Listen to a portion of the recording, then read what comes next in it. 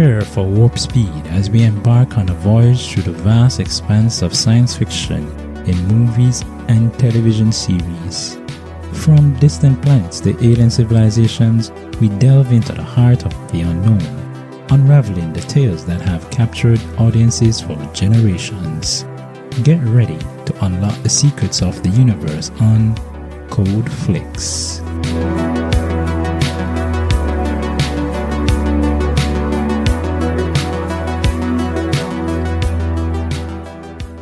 Hello and welcome to Code Flicks, the podcast where we take a deep dive into your favorite sci-fi and fantasy TV shows and movies. I'm Andre Bonner, and in today's episode, we'll be looking at the Nightman series from 1997.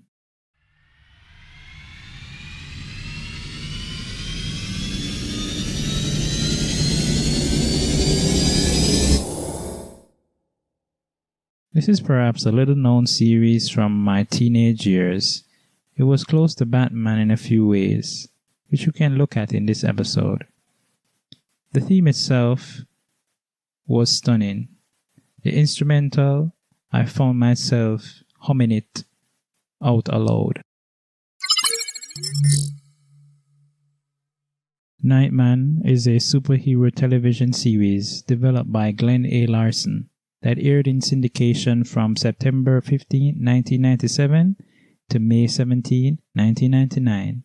The series is loosely based on the character from the 1993 The Nightman comic book, published through the Ultraverse imprint by Malibu Comics, which was later purchased by Marvel Comics and was created by writer Steve Englehart, who also wrote 3 episodes of the series.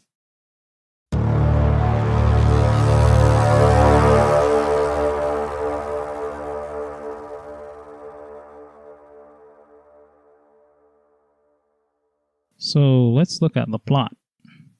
Johnny Domino is a well-known San Franciscan jazz musician who is accidentally struck by lightning in a freak cable car accident. The strike allows him to telepathically recognize evil, but robs him of the ability to sleep. Although Nightman has no other superhuman powers of his own, he owns a special blue-cap bulletproof body suit which gives him several abilities, including flight, holographic camouflage-style invisibility, and advanced sight functions through his round red lens on the left eye of his mask, including the ability to see in the dark and fire a laser beam. Although he often fights new enemies in each episode, as the series progresses, his nemesis is a computer technologies billionaire, Kieran Keyes, who would slay Johnny's father, Frank Domino, in the premiere of the second and final season. There are some key tropes that come out in Nightman. One is that of the big bad. In season 2, it's played by Kim Coates. The character Kieran Keyes is a recurring big bad. Another trope that I've noticed in it and in a lot of other TV shows like this, having powers that have a negative effect. So yes, he has great powers that will help him to read people's minds, right? But in exchange for that, he has to lose sleep. Of course, the cool car trope. His car is a Plymouth Prowler. Didn't know what it was called before now. Yeah, and another trope I've noticed is that Nightman has been known to kill bad guys without no regret. You know, there isn't any a thought to what, would come of that person, their lifestyle. Yes, they were involved in something bad or evil, but you didn't have to kill them, right? That's it for the tropes that I noticed.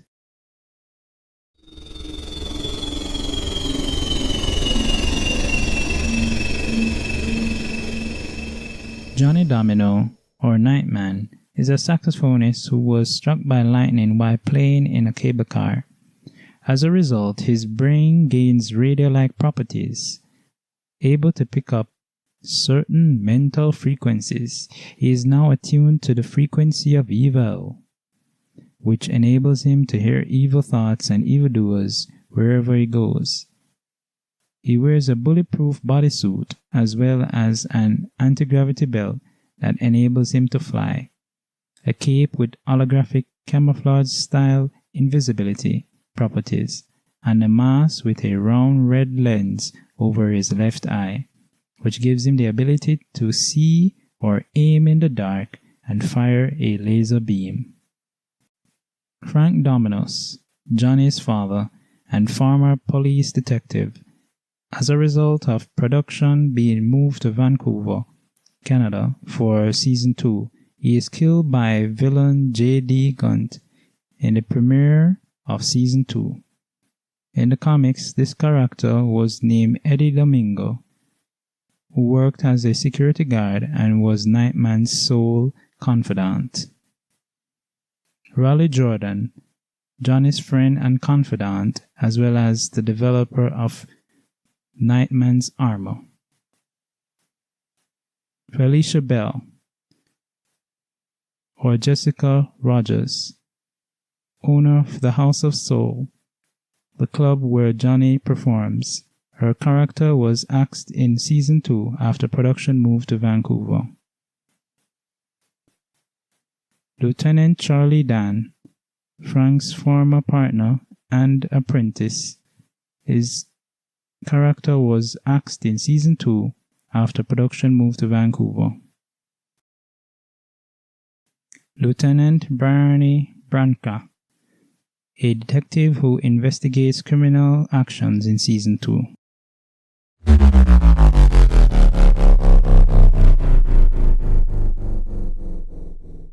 So let's talk a little bit about the production. So the executive producers are listed as Karen Corbin, Glenn E. Larson, Gary Gitterson, Scott Mitchell Rosenberg. Producers Janet Curtis Larson, Scott Thomas, Kerry Young. Production company Glenn Larson Entertainment Network, Inc., Village Roadshow Pictures, Atlantis Films, Alliance Atlantis Productions, Tribune Entertainment.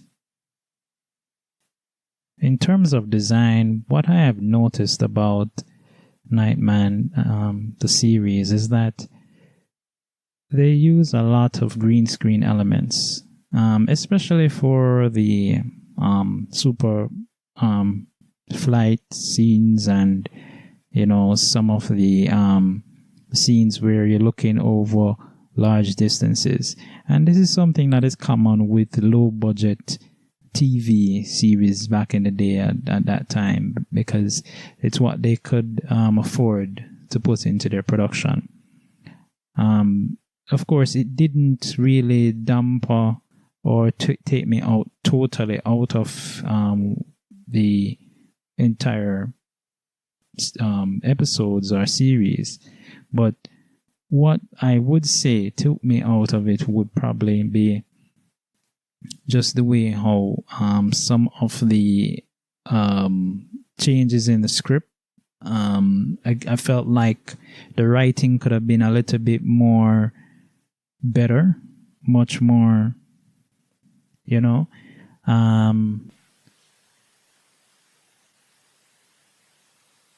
and of course this is expected because of the move from San Francisco to Vancouver. And in many aspects, the changes can have a great ripple effect on the whole narrative that they're trying to tell, because there are some characters that can only be played by certain people. And one of the characters that I was thinking about was the guy who played Raleigh Jordan, because the initial guy seemed to play it with a certain whimsical flair, almost kind of coming off a little bit fun at times, but he knows when it's time to get serious. I felt like, in season 2, the guy is more of a joke in terms of, he comes off as trying to be a little too hilarious.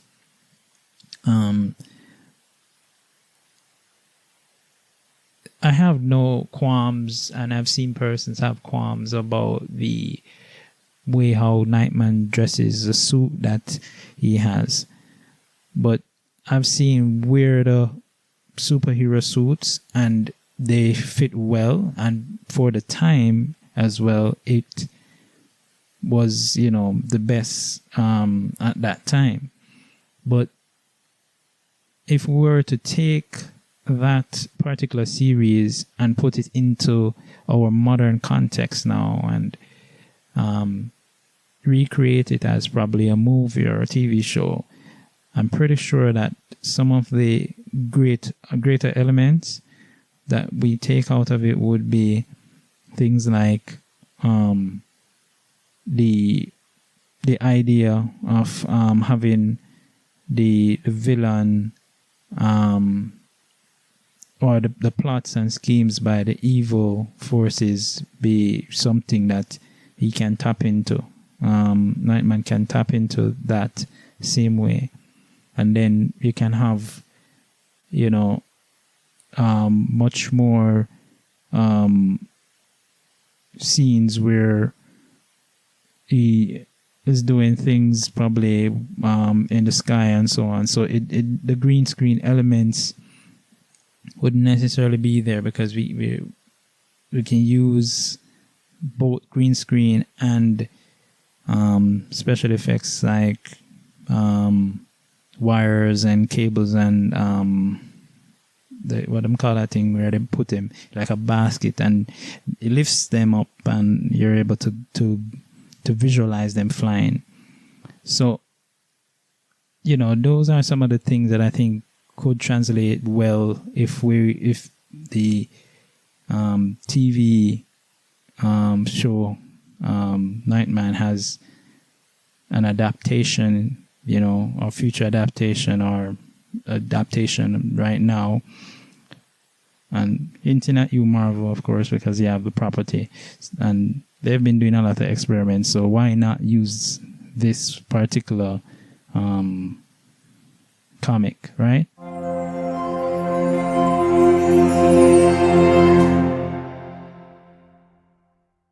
So the critical reception on Nightman TV series, I feel like it would be perhaps not the greatest, based on what I've seen. The most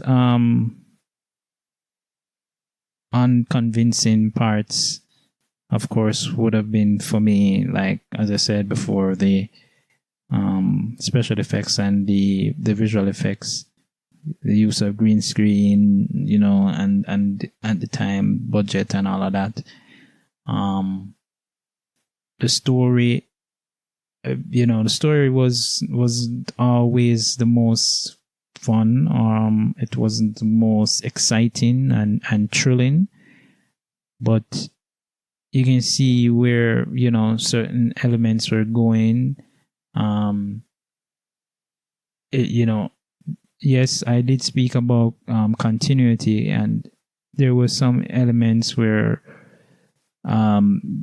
you have to be wondering, then how did it start here and we end up here, and perhaps there were some cut scenes, perhaps, that could have told more of a story, but I think that takes away from it in a big way. Yeah, I would say that the overall, having all of those elements explained, I still do like the series. The theme song sticks in my head really, really well. Dun, dun, dun, dun, dun, dun, dun, dun. All right, I'm not gonna sing for you, but that element is really good. The music in the episodes was really on point. They help to transition, and all of that. So overall, having seen some of the reviews and my own review, I would say that not so great, but not terrible that it cannot be watched, right?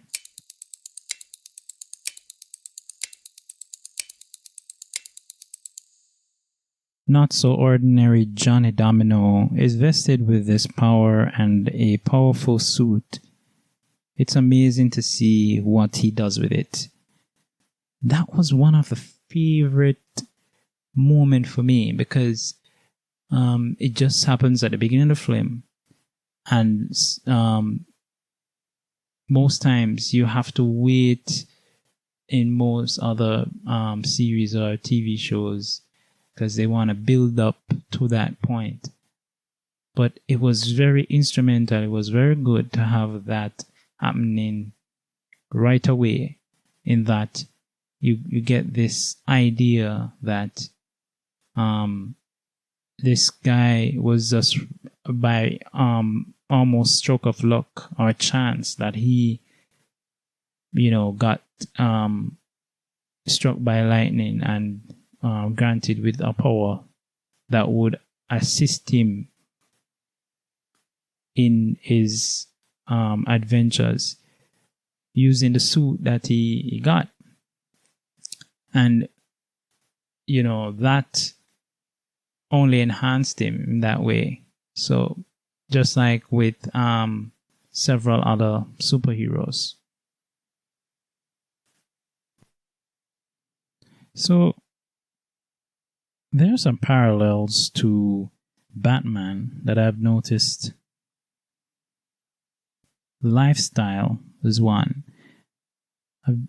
Looking at his lifestyle, Johnny Domino is no ordinary jazz musician, right? In that he is well known. He is the number one act at a club, right? That pretty much looks like that's his thing, right? So in his own little world, he has an empire similar to Bruce Wayne in Batman. Love interests. He has a love interest that is close to him, that yet still he's not able to be completely open or transparent with her where it comes to what is happening with him and how he is able to be in the right place at the right time and do the things that he does, and being on his adventures.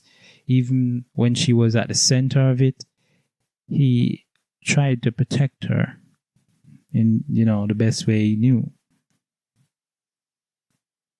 The death of a parent. Of course, Bruce Wayne, his parents died when he was younger. But Johnny lost his father midway. Yeah, you can call it midway in the series. And I think that loss is something that if if it is played well or done well, it helps to propel a character, to build or, to destroy certain attributes or properties of that character. So it is something that's quite interesting to watch. And of course, abilities. Though Johnny Domino's abilities are more supernatural than natural, he, just like Bruce Wayne, have the ability, super intelligence, using his smarts to detect and to, make deductions and make, different calls in the field, when they are out trying to do justice. And perhaps one of the most intriguing things is that Batman is vengeance. Nightman seems to be similar. That theme of vengeance comes out because, as I said before, Nightman do business, but how him deal with, the bad guy, him deal with evil straight away, finish them. It's not about, giving them a chance, not even a first chance. If you're evil, you deserve to go. That's Nightman's thing. Batman might want to get more out of you and dispatch you if you are not wanting to change or make some effort to change.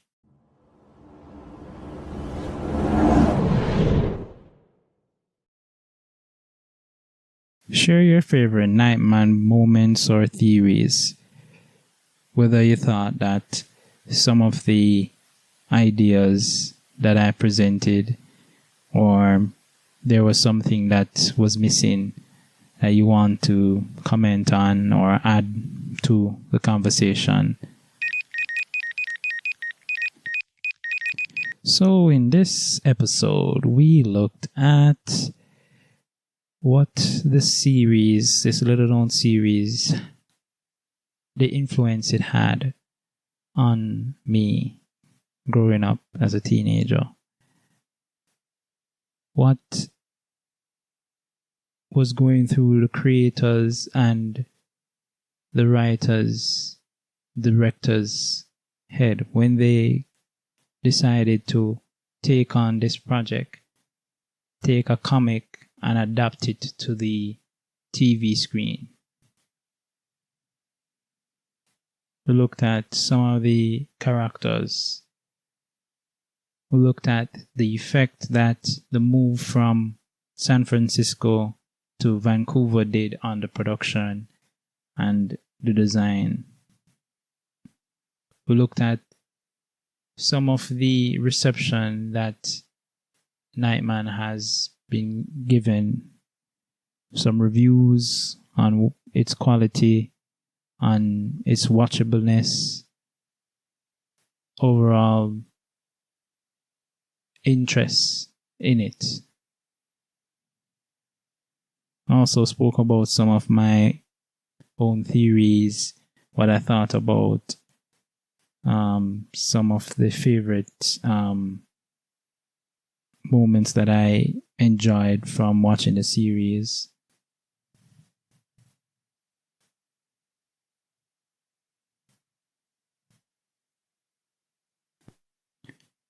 I would like to encourage you at this time to continue to subscribe, follow the podcast for more future episodes. I have a lot in the catalog I'm going through and taking my time because, I have to understand some of the lore and we have to understand some of the background stuff, so I can present it to you. So please continue to do that. Thank you for listening. Thank you for tuning in. Thank you for your support. Thank you. See you next time.